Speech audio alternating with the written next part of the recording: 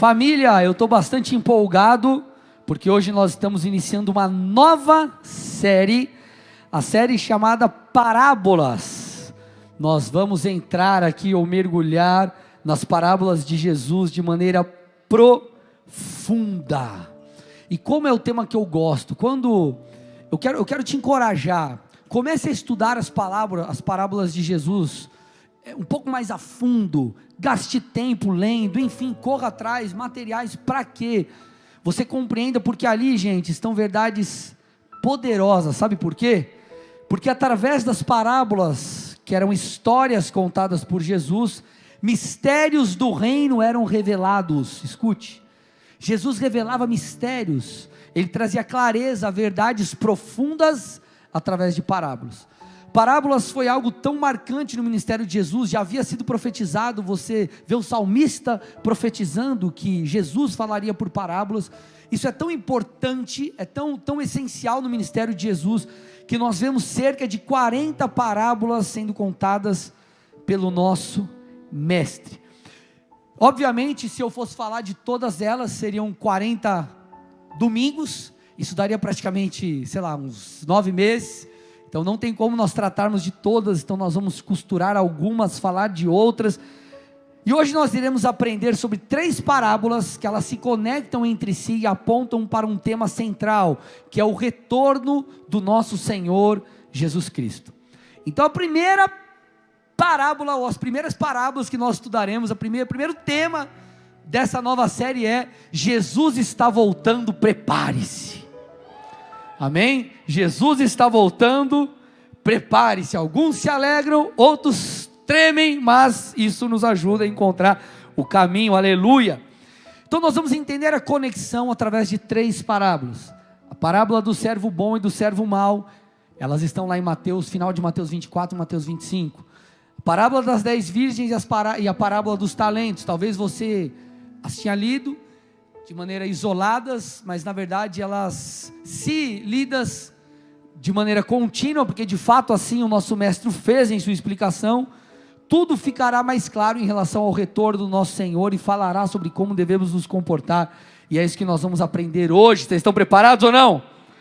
Aleluia. Mas antes de nós falarmos das parábolas especificamente, eu quero compartilhar com vocês e explicar por que Jesus falava por parábolas. Então parábolas, gente, eram como que analogias. Ele contava uma história para explicar uma verdade. Eram as histórias de Jesus. Agora, por que ele falava assim? Nós vemos a resposta disso em Mateus 13, versículos 10 a 15. A Bíblia diz: então os discípulos se aproximaram de Jesus e lhe perguntaram: por que o Senhor fala com eles por meio de parábolas? Ao que Jesus respondeu: porque a vocês é dado conhecer os mistérios do reino dos céus, mas àqueles isso não é concedido. Pois ao que tem mais será dado, e terá em abundância, mas ao que não tem, até o que tem lhe será tirado. Por isso falo com eles por meio de parábolas, porque vendo não veem, e ouvindo não ouvem, nem entendem. Assim, nele se cumpre a profecia de Isaías, que diz: ouvindo vocês ouvirão e de modo nenhum entenderão, vendo vocês verão e de modo nenhum perceberão, porque o coração deste povo está endurecido, ouviram com os ouvidos tapados e fecharam os olhos, para não acontecer que vejam com os olhos, ouçam com os ouvidos, entendam com o coração, se convertam e sejam por mim curados. Jesus aqui explica e traz a resposta sobre isso. Então esse texto deixa claro 2 motivos pelos quais Jesus falava por parábolas. O primeiro deles é para esclarecer verdades profundas, trazer um ensinamento profundo de uma forma clara, simples, ok? Então esse é o primeiro motivo. Jesus trazia através de questões, verdades contextualizadas, verdades da época, ele falava de uma forma que o povo daquela região entendesse de maneira muito clara, ok? Então um dos motivos pelos quais Jesus falava por parábolas era trazer clareza a verdades profundas, um melhor entendimento. Agora, o segundo motivo era para esconder verdades profundas de pessoas que não queriam de fato abrir os seus corações a Jesus.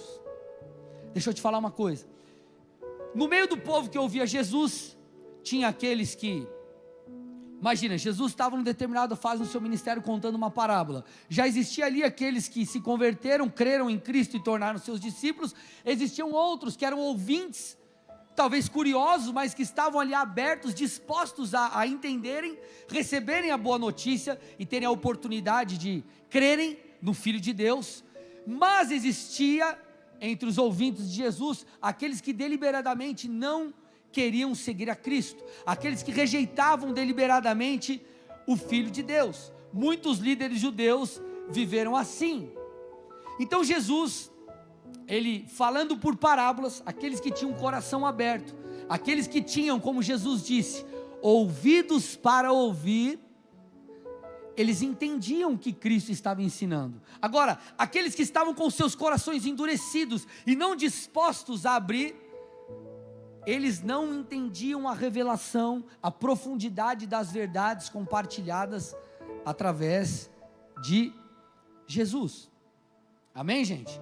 E eu quero aqui falar um pouquinho mais desses dois motivos, desses dois propósitos, para nessa mensagem introdutória, você entender o poder das parábolas e a partir disso a gente caminhar em relação às parábolas que nós iremos tratar hoje. Então, por exemplo, quando Jesus, falando dessa questão do ensino contextualizado, dessa forma de Jesus falar para que as pessoas entendessem com clareza, Jesus em um determinado momento, ele queria explicar para os seus ouvintes a importância da pessoa estar disposta a receber um ensino, sobre as pessoas se apresentarem diante de Cristo, diante das verdades de Deus, com um coração ensinável, não com um coração duro, mas como alguém que quer aprender. Então o que Jesus fez para explicar essa verdade? Jesus não apenas falou ou quis dizer o seguinte: gente, vamos lá, você tem que ter o coração ensinável, você tem que abrir o seu coração e sua mente para receber a boa notícia. Jesus não apenas falava dessa forma, ele não apenas ensinava o conceito, mas ele explicava, por vezes, através de uma história para ficar mais fácil. Para tal, usando um exemplo aqui específico, Jesus contou a parábola do semeador. Então Jesus queria que as pessoas entendessem a importância de abrir o coração, de receber bem aquilo que estava sendo falado. Como quando nós dizemos aqui: gente, abre o seu coração para receber a pregação, para que fruto seja produzido. Então Jesus contou, como eu acabei de dizer, a parábola do semeador. E por que isso fazia muito sentido? Porque nós estamos falando sobre uma cultura, um lugar, uma região, onde as pessoas tiravam seu sustento da agricultura. Então, se você vai usar um exemplo, você vai explicar algo para alguém hoje, e você fala usando como, uma forma enfim, usar o exemplo de rede social, ou de qualquer outra coisa parecida, a galera vai entender. Por quê? Porque está contextualizado. Lá Jesus ensinava, por exemplo, usando o contexto da agricultura, e aquilo fazia muito sentido para eles. Então Jesus falou assim: gente, vamos lá, parafrasear aqui a parábola. Eis que um semeador saiu a semear. Esse semeador, ele estava falando, sou eu, então estava contando uma história. E esse semeador saiu lançando a semente. Essa semente era a palavra de Deus, era o ensino de Jesus. E aí ele fala: gente, a semente ela caiu em 4 solos. E ele falou: primeiro solo, segundo solo, terceiro solo. Cada um deles tinha um problema, que era muito contextualizado para a época. E o quarto era o solo preparado, arado, e esse solo produziu fruto. Então Jesus estava encorajando as pessoas o quê? Fazendo analogia com a agricultura, a abrirem o coração, porque o solo daquela parábola era o coração.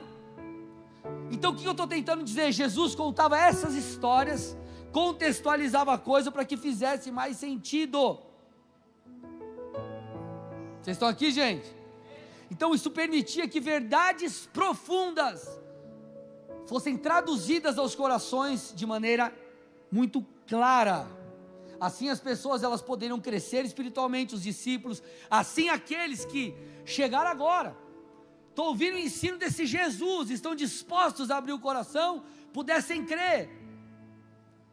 Outra coisa que a parábola, ela era muito interessante, porque as parábolas trabalhavam com analogias e figuras. Então essas figuras, elas mantinham na cabeça daquela galera uma imagem, e essa imagem fazia com que elas recordassem do ensino, que eles praticassem o ensino dito por Jesus, e que esses ensinos, permanecendo dentro deles, produzisse fruto a médio prazo.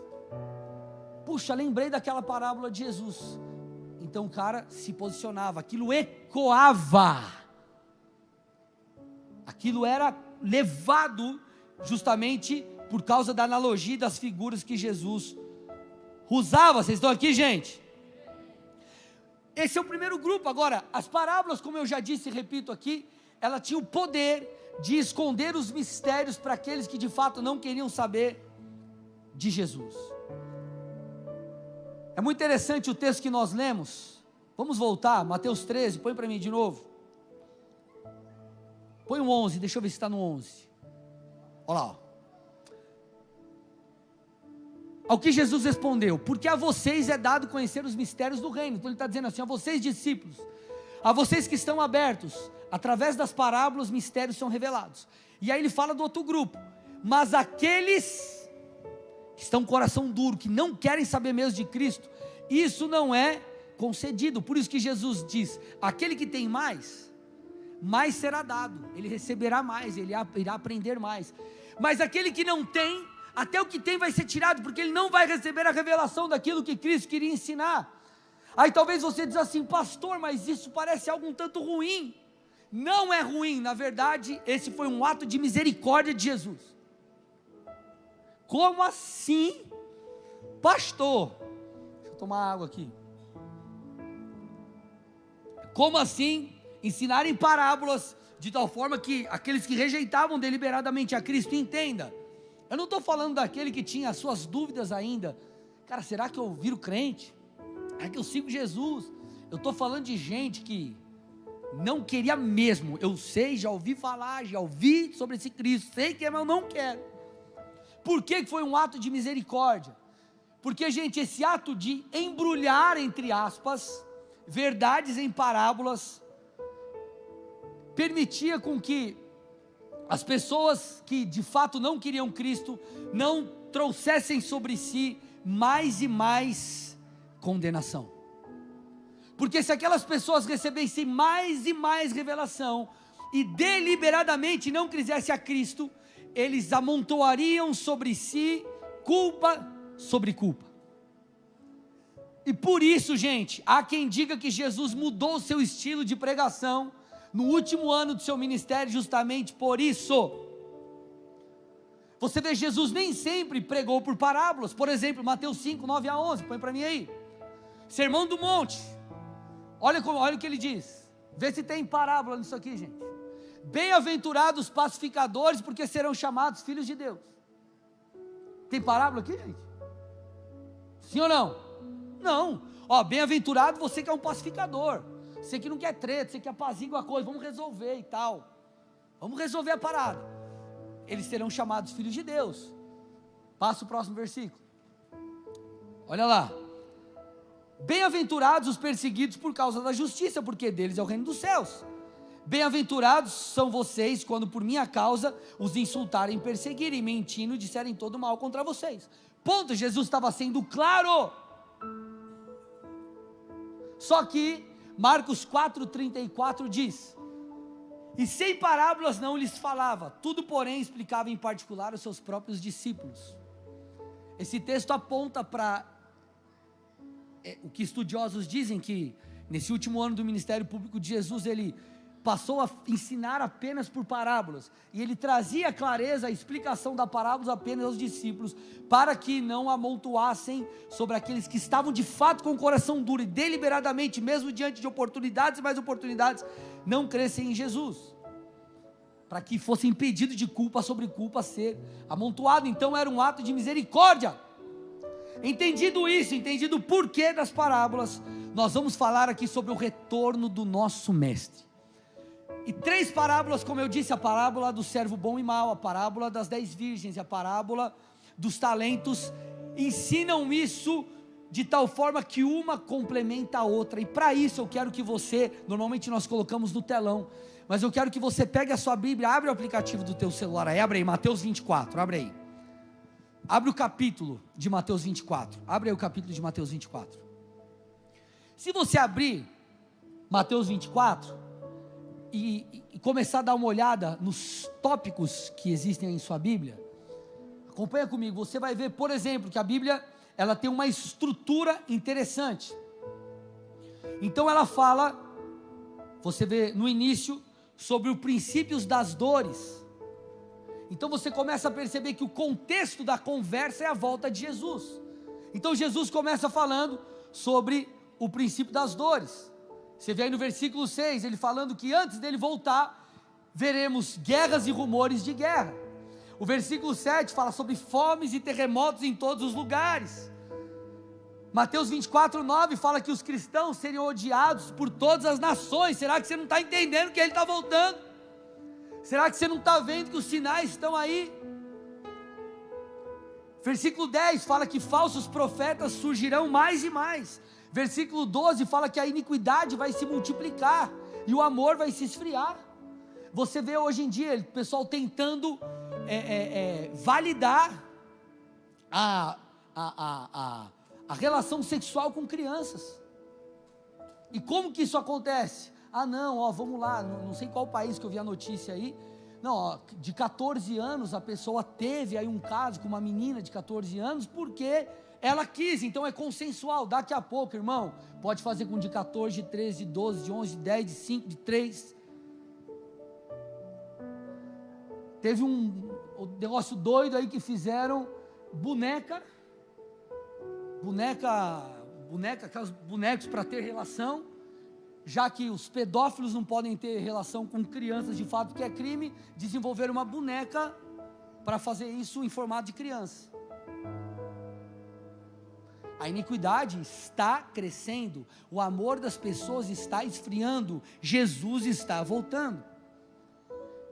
Então esse é o contexto, Jesus está dando um alerta, ei, preste atenção, quanto mais isso cresce, quanto mais nós vemos isso acontecendo em intervalos menores, está se aproximando a volta de Jesus.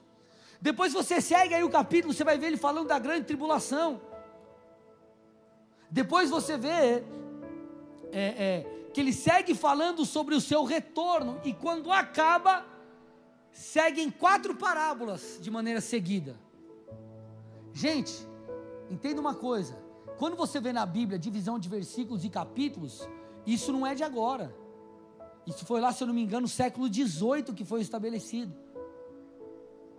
Então não existia divisão em capítulo, o texto é um texto corrido. Então Jesus, ele explica, ele fala do seu retorno, ele traz sinais, e aí ele conta 4 parábolas. Por quê? Porque ele queria ensinar de maneira mais profunda e clara a verdade sobre o seu retorno. E nós vamos aprender isso. Jesus, ele ilustrou 4 parábolas sequencialmente, para que e você vai ver, uma completa a outra. Todas falam de maneira macro sobre o alerta, sobre estarmos alertas para a sua volta, mas cada uma delas vai trabalhar coisas específicas, construindo algo como um Lego. Isso é realmente incrível. Das 4 parábolas, eu vou falar sobre 3, como eu disse: parábola do servo bom e mau, parábola das 10 virgens e parábola dos talentos. A segunda, terceira e quarta parábola aí, desse contexto que eu falei para vocês, eu peço que você abra comigo aí Mateus 24, 45. Vamos entender, parábola do servo bom e mau, e como eu disse, todas as 3 você verá, fala sobre estarmos alertas para o retorno de Cristo, porque Jesus está dizendo, ei, olha os sinais, ei, vai ter a grande tribulação, ei gente, eu estou voltando, e aí ele explica, e traz gente, uma espinha dorsal, ele traz um fundamento, ou fundamentos, para que eu e você possamos nos posicionar da maneira que ele espera, nos tempos do fim. Então diz assim o texto: quem é pois o servo fiel e prudente, a quem o Senhor deixou encarregado dos demais servos, para lhes dar o sustento a seu tempo? Bem-aventurado é aquele servo a quem seu Senhor, quando vier, achar fazendo assim. Em verdade lhes digo que lhe confiará todos os seus bens.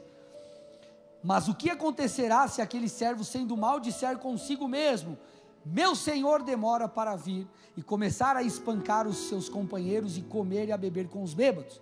Virá o Senhor daquele servo em dia em que não o espera, e em hora que não sabe, irá aplicar-lhe um castigo severo, condenando-o com os hipócritas. Ali haverá choro e ranger de dentes. Então basicamente Jesus, ele conta a história de um servo aqui nessa parábola. Ele traz um contraste de dois comportamentos de um camarada que liderava os demais. Então ele está dizendo, tem um senhor aí que ele designou um camarada para liderar todos os demais servos, e ele fala sobre o comportamento correto e o comportamento incorreto.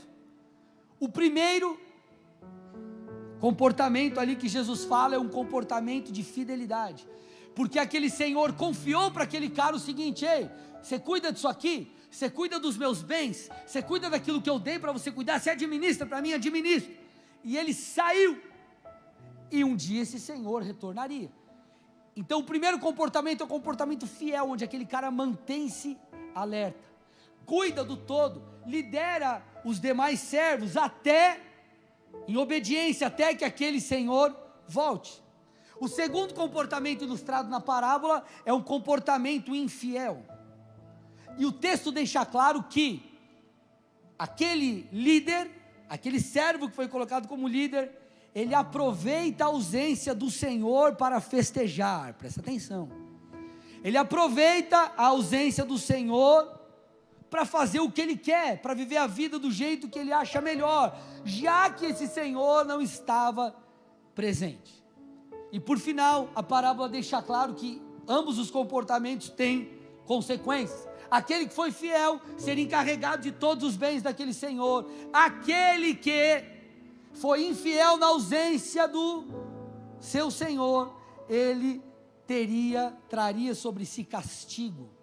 Agora, o que é o mais interessante é que no final da parábola ele fala assim, que o castigo daquele servo, daquele líder, seria ir para um lugar onde havia choro e ranger de dentes, ou seja, condenação eterna. Então o que Jesus está dizendo aqui? Ele está dizendo: ei, eu fui, mas eu voltarei em breve, você precisa ficar alerta. Então presta atenção no contexto, gente, presta atenção no princípio das dores, o início de tudo. Vamos lá, assim como uma gestação, conforme vai evoluindo, vai chegando perto da criança chegar, vai crescendo ali os chutinhos, as bicas e as dores, enfim, as dores de parto vão se acelerando até que a criança nasce. Da mesma forma, os princípios das dores, Jesus traz um alerta. Aí Jesus vem e fala: ei, virá a grande tribulação, fala mais algumas coisas e conta a parábola do servo bom e do servo mau. Ele está tentando dizer: gente, eu fui, mas eu vou voltar, e vocês precisam estar atentos, você tem que se manter firme, porque eu posso voltar a qualquer hora. E ele está dizendo: o servo que não deu bola para isso, como aquelas pessoas que dizem: quando eu tiver 69, 75, 85 anos eu me converto. Se Jesus voltar, para onde você vai, irmão? Então ele está dizendo: permaneça firme, permaneça alerta, fique antenado. Então quando nós falamos de estar firmes, nós falamos, queridos, de manter-se em santidade, de manter-se fazendo aquilo que Jesus pediu, mantendo o nosso coração amando pessoas, não sucumbindo às pressões. Sabe qual foi o erro do servo mau? Versículo 48 de Mateus 24, ele disse assim: o meu Senhor demora para vir. Sabe o que isso mostra? Falta de temor. E quantas pessoas nós vemos vivendo assim? Porque na verdade, meus irmãos, a falta de posicionamento, de santidade, de largar a promiscuidade, o adultério, a pornografia, de lutar contra a sua carne e se posicionar, ela é resultado de temor. Já o comportamento contínuo assim, fala sobre a falta de temor. É o que tinha nesse cara. Esse cara não temia o Senhor que voltaria, ele não entendeu o privilégio que ele teve. Ei, escute, nós temos um privilégio de conhecer a palavra, nós temos o privilégio de termos sido alcançados pela misericórdia de Deus, e nós precisamos estar alertas e atentos. É isso que Jesus está dizendo. Jesus fez questão de contar uma parábola para deixar isso muito claro. Ei gente, vocês precisam ficar alertas, chega de brincar com Deus, Ele pode voltar a qualquer tempo. É isso que a parábola grita aos nossos ouvidos. Porque, meus amados, deixa eu te fazer uma pergunta: e se Cristo voltar e nós estivermos em apostasia? E se Cristo voltar e nós estivermos fazendo as nossas más escolhas em relação ao pecado? E se você e eu estivermos deliberadamente guardando rancor em nossos corações?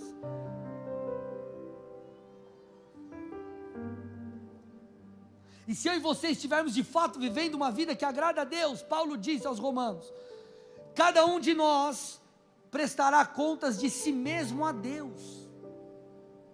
Nós vamos prestar contas das nossas escolhas. Pastor, mas eu fazia parte de uma igreja que, pensa num líder de célula que eu tinha, o cara era top. O meu pastor, ou não sei quem, não sei o que lá, minha mãe, ela ora por mim, acho que umas 5 horas por dia, meu irmão. A salvação é individual. Não tem como você pegar a carona no bonde da sua mãe, da sua avó. Vou grudar no coque da minha tia, pastor, ó.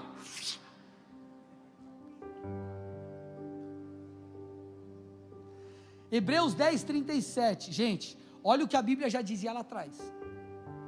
Hebreus 10, 37, porque ainda dentro de pouco tempo, aquele que vem virá e não irá demorar. Filipenses 4, 5, perto está o Senhor. Tiago 5, 8, diz que a vinda do Senhor está próxima, e um texto que para mim ilustra isso de maneira muito clara e poderosa é Apocalipse 3:11. Põe para mim Apocalipse 3:11. Venho sem demora, o Senhor está dizendo, e aí Ele alerta: conserve o que você tem, para que ninguém tome a sua coroa. Lembra que eu disse, no momento das ofertas, Paulo fala: eu não corro como alguém que não sabe para onde está indo, eu não luto como alguém que esmurra o ar, mas eu sei que há um prêmio, e esse prêmio é a minha coroa, é a salvação eterna. É isso que ele está dizendo, é a salvação eterna. E a Bíblia está nos alertando, falando o seguinte: ei, conserve aquilo que você tem, para que você não perca a sua coroa. Jesus está voltando, igreja. E eu te pergunto, como está a sua vida? Pare de brincar com Deus. Se você está frio, volte a queimar por Jesus, e essa é a noite que Jesus vai acender tudo de novo dentro de você. Amém? Volte a queimar por Cristo. Pastor, um dia eu chorei na presença de Deus. Ele vai começar a quebrantar você de novo, se você se arrepender. Ah, pastor, um dia eu liderei, um dia eu preguei. Por que não você se levantar e ser mais uma vez usado por Deus? Porque entenda uma coisa: o nosso Deus é um Deus de misericórdia.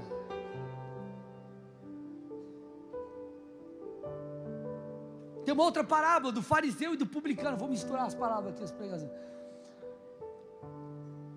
Mas o fariseu, ele orando, ele começa a contar vantagem. Não, eu sou o cara, porque eu jejuo, porque eu faço isso, porque eu faço aquilo, enfim. E o publicano, o coletor de impostos, que era, meus amados, alguém falando de status, aspas, né, status, ou enfim, visibilidade social, ou como os judeus os viam, era assim como via, por exemplo, as prostitutas, os coletores de impostos. Eles trabalhavam para os romanos, então é como se ele tivesse uma filial, aspas, de Roma. Então ele coletava impostos numa região de um certo povo, e tinha que pagar uma quantidade para os romanos, e o que sobrava era deles. Então eles eram odiados pelo povo judeu. Só que a Bíblia diz que entre o fariseu e o publicano, naquela oração onde o publicano, ele se humilha, ele bate no peito, ele confessa a sua necessidade de perdão, de misericórdia, ele sai justificado. Sabe o que a Bíblia está dizendo? Um cara como esse teve um encontro com a graça. E você, meu irmão, é um filho que está distante, o pai está esperando por você. Essa é a noite onde você tem que se abrir o seu coração e voltar para Cristo. Talvez você abandonou o ministério, abandonou os projetos que Deus tem para você. Ei, quando Ele voltar, o que você entregará? As nossas obras, elas são, não tem como você levar, meu irmão, botar no seu caixão quando você morrer. Relógios, ouro, prata, dólares, euros, libras, você não vai levar. Agora, suas obras você vai levar, porque nosso Deus é um Deus galardoador. Eu vou falar sobre isso depois. O que você vai apresentar para Deus? Alguém que está vivendo para Cristo, segundo as suas obras para si, ou vivendo para o seu próprio prazer. Talvez você desanimou da vida de oração, talvez você desanimou da tua comunhão com Deus. Recomece, volte. A nossa postura tem que ser como aquela que nós vemos nos últimos versículos da Bíblia, versículo 17 de Apocalipse 22, o Espírito e a noiva dizem: vem. Esse tem que ser o nosso clamor: vem, Senhor Jesus, a tua igreja te espera, nós estamos prontos. Deus, nós estamos nos santificando, nós estamos nos limpando, nós estamos nos purificando, nós estamos aqui queimando por ti. Então a hora que o Senhor vier, eu estarei pronto, eu estarei preparado. Vem, Jesus, volta, Jesus, aleluia. Essa é a postura que o Senhor espera de mim e de você. É isso que Ele está falando. Não seja negligente com as coisas de Deus, porque Ele está voltando. E depois disso, Jesus, Ele fala, Ele ensina, Ele trata sobre a parábola das 10 virgens. E aqui eu quero falar sobre algumas coisas curiosas, vocês vão gostar bastante. Vamos lá, Mateus 25, 1 a 13. Então o reino dos céus será semelhante a 10 virgens que, pegando suas lamparinas, saíram a encontrar-se com o noivo. 5 delas eram imprudentes e 5 prudentes. As imprudentes, ao pegar as suas lamparinas, não levaram óleo consigo, mas as prudentes, além das lamparinas, levaram óleo nas vasilhas. E como o noivo estava demorando, todas ficaram sonolentas e adormeceram. Mas à meia-noite ouviu-se um grito: eis o noivo, saiam ao encontro dele. Então todas aquelas virgens se levantaram e prepararam as suas lamparinas. E as imprudentes disseram às prudentes: deem a nós um pouco de óleo que vocês trouxeram, porque as nossas lamparinas estão se apagando. Mas as prudentes responderam: não, porque então vai faltar tanto para nós como para vocês? Vão aos que vendem e comprem óleo para vocês. E saindo elas para comprar, chegou o noivo. E as que estavam preparadas entraram com ele para a festa de casamento, e fechou-se a porta. Mais tarde chegaram as virgens imprudentes, dizendo: Senhor, Senhor, abre a porta para nós. Mas o noivo respondeu: em verdade lhes digo que não as conheço. Portanto vigiem, porque vocês não sabem um dia, nem a hora. Porque vocês não sabem um dia, nem a hora. Nós mudamos, saímos de um capítulo 24, entramos no 25, como eu disse, às vezes nós temos a tendência de achar que tudo mudou. Não é como um capítulo de um livro que você mudou o tema. As parábolas aqui, elas caminham, elas andam de mão dadas. Então presta atenção, enquanto a parábola dos 2 servos nos ensina sobre estarmos prontos e alertas, porque Jesus pode voltar a qualquer hora, a parábola das 10 virgens inverte a mensagem. Como assim, pastor, inverte a mensagem? Uma das intenções da parábola das 10 virgens é nos fazer entender que precisamos não apenas estar prontos, mas permanecer prontos até que Ele volte, ainda que Ele, aspas, demore. Por que eu falo aspas, demore? Porque talvez demore segundo o nosso padrão, mas o tempo perfeito é de Deus. Então Ele está dizendo: ei, da mesma forma que você tem que estar alerta e preparado, anunciando a sua volta, entendendo que Ele pode voltar hoje. A tua fé tem que ser contínua, tem que ser uma fé forte, uma fé que vai suportar os processos, uma fé que vai te levar a se tornar mais e mais apaixonado por Deus quanto mais o tempo passa, para que, se Ele não voltar agora, você seja como as virgens prudentes que estão com o óleo, estão com o Espírito, estão cheios de vigor e cheios de Deus, cheios do Espírito. Então eu te pergunto, será que você tem sido e vivido assim? Será que você tem permanecido crendo em Deus? Será que você tem permanecido acreditando? Você está acreditando, continua acreditando no projeto que Deus te deu? Será que você tem crido na restauração do teu casamento? Será que você tem perseverado? Olha o que Paulo disse, aumenta o retorno para mim, Atos 20, 24, porém nada considero a vida preciosa para mim mesmo, desde que eu complete a minha carreira e ministério que recebi do Senhor Jesus, para testemunhar o evangelho da graça de Deus. Paulo estava falando, o que eu tenho como alvo é chegar no fim da minha carreira, da minha jornada de fé, é ser salvo, é estar com o Senhor, é cumprir com o meu ministério. Eu não tenho uma visão no hoje, a minha visão é uma visão de jornada, uma visão de história, porque entenda uma coisa, amado, talvez você se converteu em 2005, hoje, 2023, você não toma uma decisão por Cristo, você apenas administra uma decisão que você tomou lá atrás. Então um dia eu escolhi seguir a Jesus de verdade. Sabe o que eu faço hoje? Eu apenas continuo seguindo Ele como eu decidi lá atrás. Então a tua fé tem que ser uma fé sólida, uma fé firme, uma fé que permanece, uma fé que continua. E isso ficou muito claro para aquelas pessoas, porque Jesus trouxe essa mensagem do casamento, e Ele usa essas 10 virgens. Quem eram essas 10 virgens? Eram como que 10 madrinhas, podemos dizer assim, de casamento. Então, segundo o costume daquela época, apenas mulheres solteiras podiam ser como que madrinhas. E o casamento, ele estava programado para tudo acontecer, tudo certo, mas nós vemos na parábola um problema acontecendo. E qual foi o problema? O noivo atrasou. E por que ele falou do noivo atrasou e não a noiva, como normalmente acontece?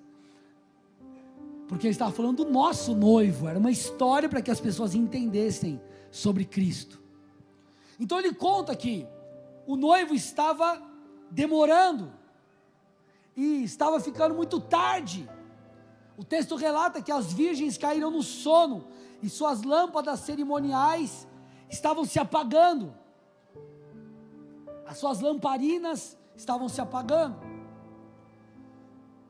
Agora, pode parecer estranho para mim e para você, porque pastor, mas peraí, como assim, né?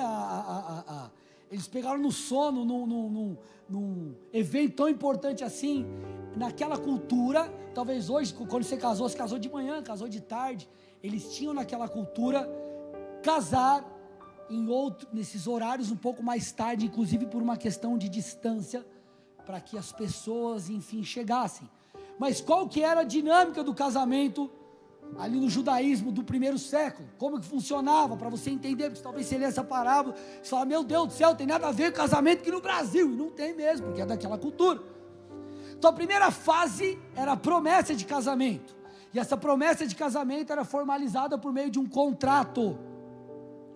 Isso era firmado normalmente pelos pais do noivo e selado por um pagamento feito pelo pai do noivo ao pai da noiva. Você que é pai de homem, prepara o bolso. Você que é pai de menina, manda o QR Code do Pix. Brincadeiras à parte, essa era a primeira etapa do casamento, desse processo, né, para se casar. A segunda fase era o noivado de fato, e começava com a troca pública de votos e presentes entre o casal, até que nós chegamos na festa de casamento, na festa nupcial, nas bodas. Isso daí poderia acontecer até um ano após o noivado. Então marcava ali, o casamento, ele era marcado por uma grande celebração que às vezes durava dias.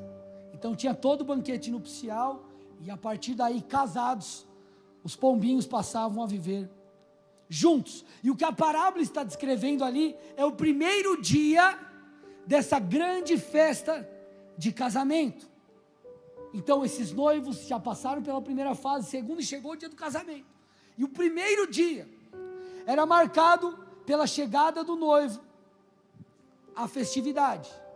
E o noivo deveria chegar e as madrinhas recebê-lo com essas lamparinas. Estávamos, por ser de noite, em lugares escuros, por essas tochas. Então recebiam pelas ruas da cidade o noivo, ou na aldeia, enfim, rumo ao destino, rumo à celebração, à continuação da celebração.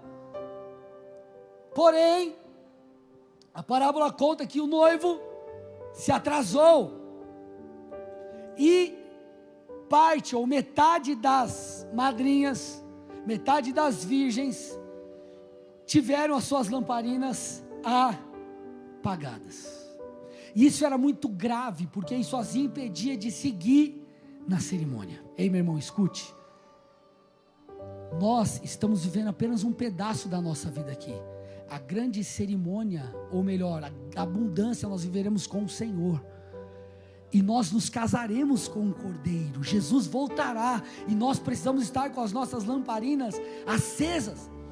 Só que, gente, você vê no final da parábola o noivo rejeitando: ei, vocês foram comprar óleo e voltaram atrasadas. Por quê? Porque era um insulto, vocês não estavam preparadas para o meu casamento.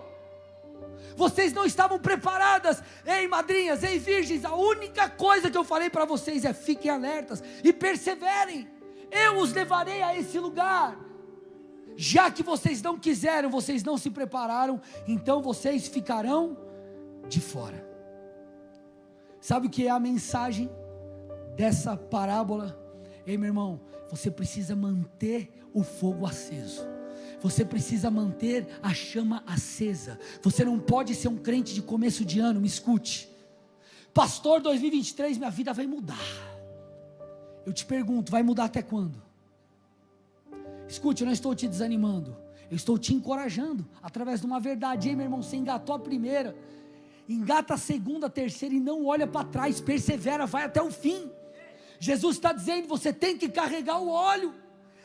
Essas virgens não estavam preparadas para o horário que o noivo ia voltar. Então elas tentaram consertar aquilo, mas quando elas tentaram consertar, o noivo chegou e elas ficaram de fora. E você não pode ser como essas virgens. Você precisa ser como as virgens prudentes. Você tem que permanecer queimando por Jesus. Você tem que permanecer firme. Meu irmão, eu sei, a jornada com Deus, existem caminhos no meio dela, ou melhor, existem pedras no meio desse caminho. Talvez você se frustrou com gente da igreja, com projetos que Deus tinha para você, achou que coisa ia acontecer que não aconteceu. E meu irmão, escute, você não é o primeiro, e essa não será a última vez. Por quê? Porque a jornada, na jornada nós teremos gigantes para enfrentar. Agora o que Jesus está dizendo é: você tem que ir até o fim, você tem que completar, você tem que perseverar. Meu irmão, escute, Jesus precisou esperar 30 anos para iniciar o seu ministério. Depois, iniciando o seu ministério, ele não foi amado por todos, ele recebeu, ou ele teve perseguição ferrenha dos líderes religiosos, e por final ele enfrentou a cruz. Tudo isso para que depois, para que 2023 anos depois, você estivesse aqui como resultado daquilo que ele fez lá atrás. Então por que você quer começar o negócio hoje e achar que amanhã tem que estar concluído? Por que você quer começar hoje e achar que tudo que Deus prometeu tem que se cumprir em 24 horas? Você tem que perseverar, você tem que guardar o teu coração. Então na parábola do servo bom e mau, Jesus disse: eu estou voltando, fique alerta, eu posso voltar a qualquer hora. Nessa aqui Jesus está dizendo: mas se eu não voltar quando você espera, ou tão logo quanto você imagina, ei, fique firme, para que você esteja preparado quando eu retornar. Gente, isso é poderoso. Olha o que o Jesus está ensinando de maneira macro. Princípio das dores, grande tribulação, ele traz um monte de coisa. E ele fala: ei, como que vocês vão se comportar em meio a tudo isso? Primeiro, estejam alertas. Se pecou, não demore em se arrepender, não demore em se acertar, não demore, enfim, não espere amanhã para você tomar uma decisão, não espere amanhã para você mergulhar em Deus, não espere amanhã para você orar, não espere amanhã para você se entregar. E ele está dizendo: ei, isso que você começou não tem que ser um tiro curto, não é uma corrida rápida, não estou falando de 100 metros, estou falando de uma maratona. Vocês estão comigo aqui ou não, gente? Estamos indo para o final. Jeremias 12:5.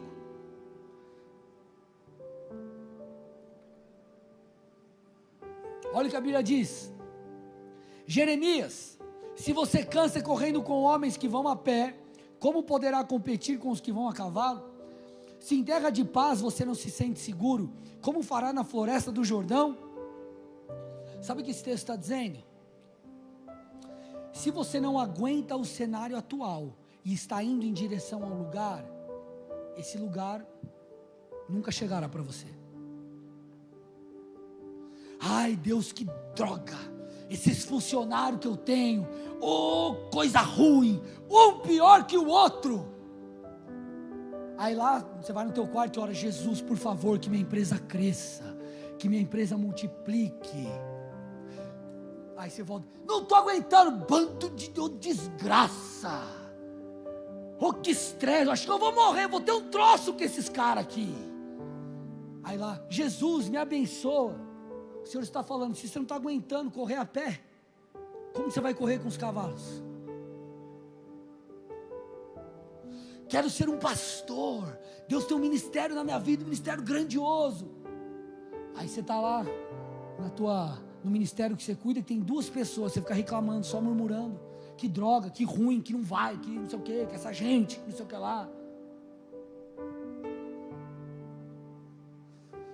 Deus, o Senhor não cumpre as promessas. Aí, mas filho, eu falei para você as promessas ontem.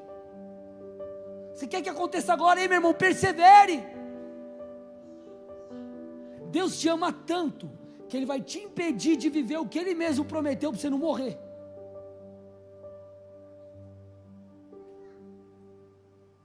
Onde está isso na Bíblia, pastor?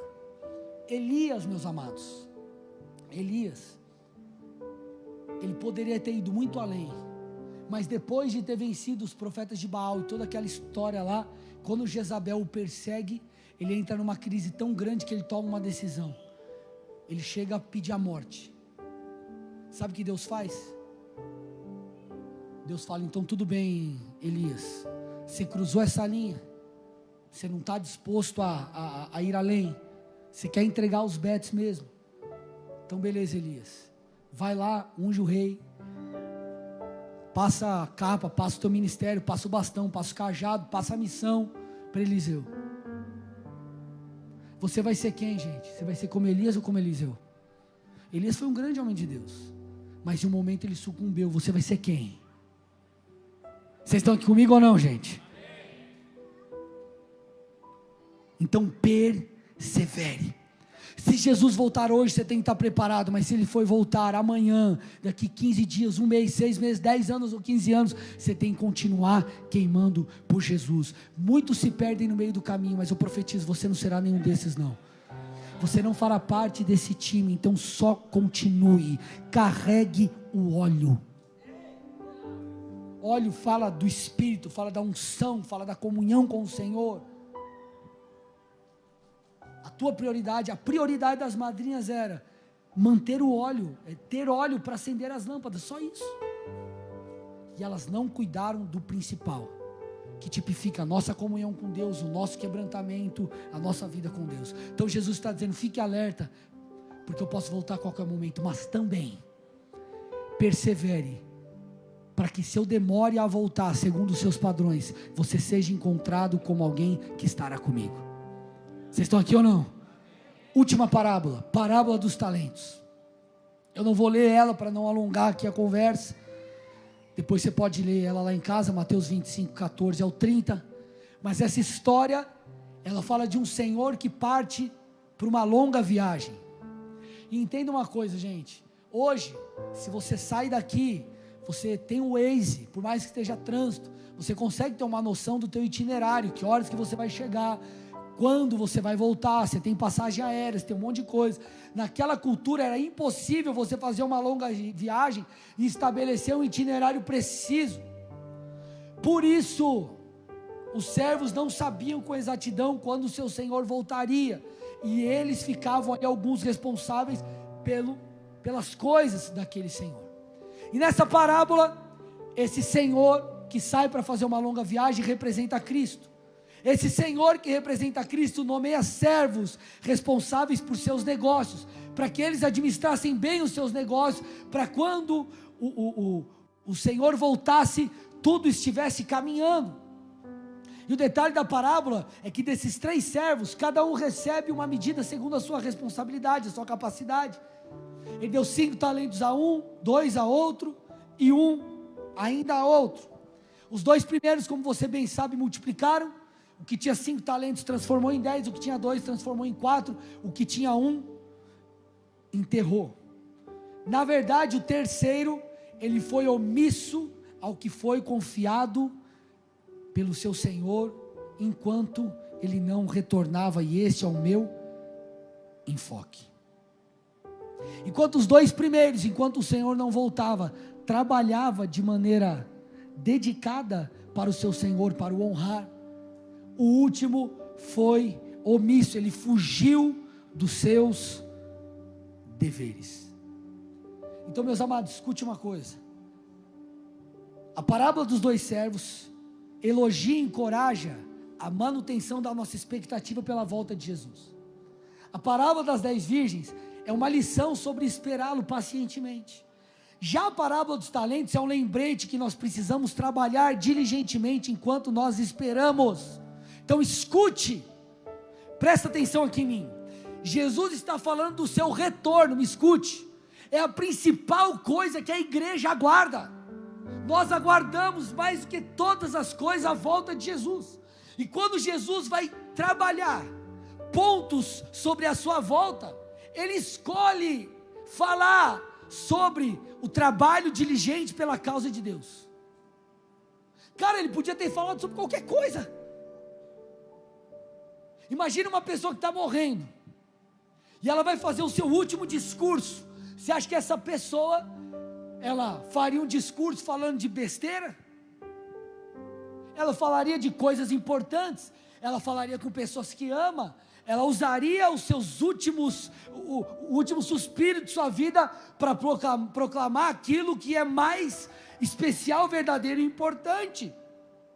Então Jesus está dizendo: ei, da minha volta você precisa saber o seguinte, você tem que estar pronto, você tem que perseverar, enquanto eu não volto, você precisa trabalhar pela minha causa, você precisa ser um agente no meu reino. Gente, deixa eu te falar uma coisa, ministério é vida, ministério é vigor.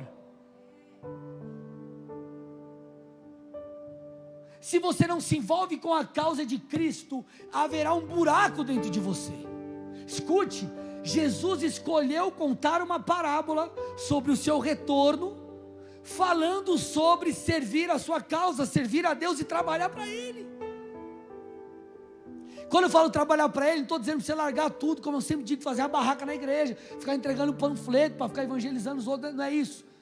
É você ser o instrumento de Deus onde você trabalha, você levar o reino, você evangelizar pessoas, você se envolver com a igreja local, você se envolver no ministério, você que toca, se tornar um levita, um adorador, um atalaia, um zelador. Você do ministério podia dar um glória para incentivar, então vou falar de novo. Você do louvor, você atalaia, você é zelador, você é da comunicação, você é da zeladoria, enfim. Você está entendendo que Jesus podia ter falado várias coisas, e Ele falou: enquanto eu não volto, você precisa se envolver com a minha causa. Gente, isso é poderoso demais.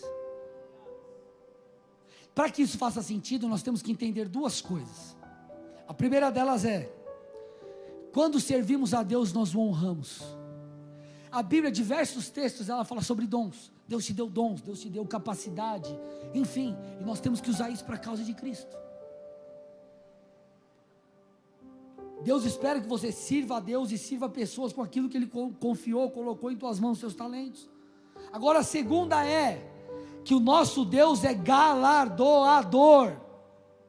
Escute, nosso Deus é galardoador, ou seja, Ele é recompensador. Ele vai te recompensar pelo teu envolvimento com a causa dEle. Sabe qual que é o nosso problema? Nós esperamos recompensas apenas nessa terra. E a Bíblia é clara que nós teremos, Deus nos recompensará aqui, mas Deus nos recompensará principalmente na eternidade. E sabe qual que é o nosso problema? Por que nós nos frustramos no ministério? Porque nós esperamos a recompensa de homens. Escute, Deus usa pessoas sim, Mas nós esperamos recompensas de homens. Só que vamos lá, quem te chamou, foi um homem ou foi Deus? Então você tem que esperar a recompensa de quem te chamou. Vamos para uma parábola. Eu tenho uma empresa de informática. Olha a parábola lá. Está entendendo que a parábola? Eu tenho empresa de informática. Eu te contrato. Você trabalha para mim. Chegou dia 5. Eu não te paguei. Chegou dia 10. Eu não te paguei. Você vai bater na porta de quem? Na minha ou na porta do pastor Marcel? Na minha, porque eu te contratei. Nós somos como uma pessoa que trabalha na empresa de informática e bate na porta do outro. Você está esperando recompensa do outro, não de quem te chamou. Eu te chamei, usando essa parábola. Deus nos chama e nós esperamos a recompensa de homens. Mas eu estou na cela, eu dei minha vida pelaquela pessoa, e essa pessoa saiu falando mal de mim. Olha para o irmão do seu lado e fala assim: seja bem-vindo. Sabe o que eu estou tentando te dizer? Você se frustrou porque a tua expectativa está errada. Não estou dizendo que nós não iremos nos frustrar, não estou dizendo que eu já tive que lidar muitas vezes com altos e baixos por causa disso. Mas o tempo passa e você vai aprendendo. Fiz tal coisa para aquela pessoa na empresa, dei um emprego, eu nem podia, e o cara não era bom, era ruim, mas eu dei porque eu tive misericórdia, e o cara saiu ainda, entrou com uma ação contra mim, e eu paguei tudo certo. Sabe quando nós nos frustramos? Ei, deixa eu te falar uma coisa, você será recompensado por quem te chamou. Se Deus te chamou, Ele vai te recompensar. A tua esperança precisa estar nele. Olha o que Paulo falou, 1 Coríntios 15, 19. Se a nossa esperança em Cristo se limita apenas a esta vida, somos as pessoas mais infelizes deste mundo. Se a nossa esperança em Deus está nas coisas apenas dessa terra, você será a pessoa mais infeliz.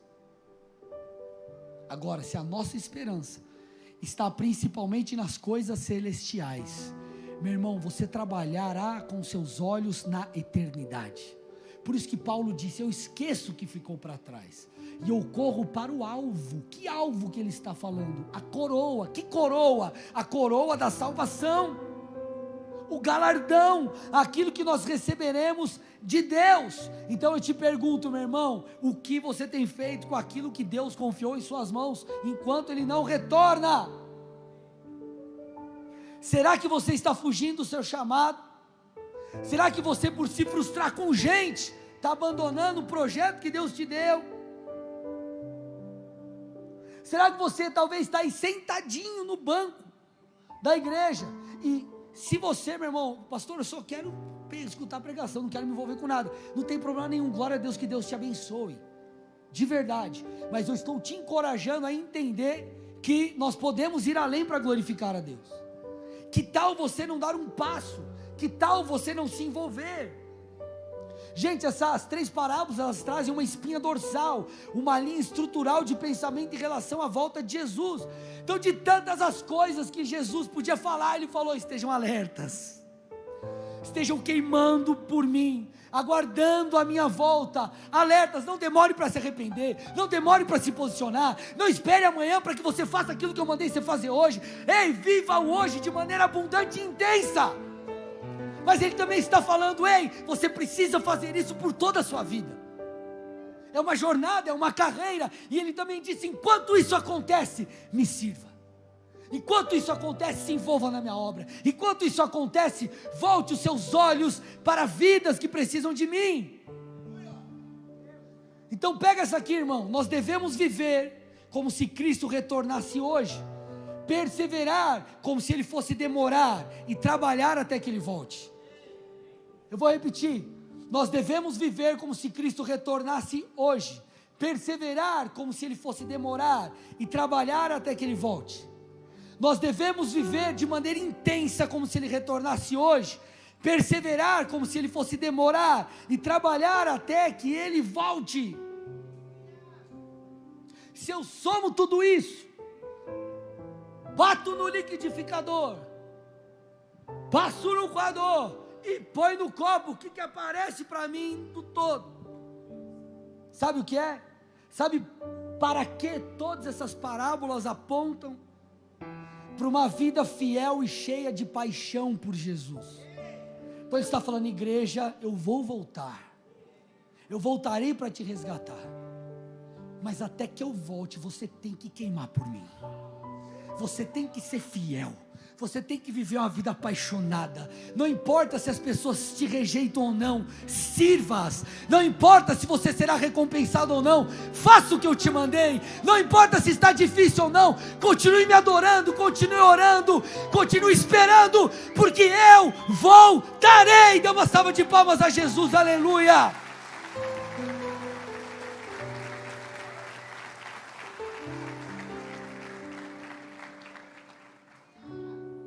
Quem ama Jesus e vive com a expectativa de sua volta, mantém-se alerta. Quem ama a Cristo, persevera, permanece. E quem ama a Cristo, serve a sua causa. Essas parábolas, elas conclamam a mim e a você, não para sermos cristãos mornos, mas cristãos aquecidos pelo vigor da presença de Deus, de permanecer no centro da vontade de Deus. Então, igreja, Jesus está voltando, prepare-se. Deus vai nos renovar nessa noite.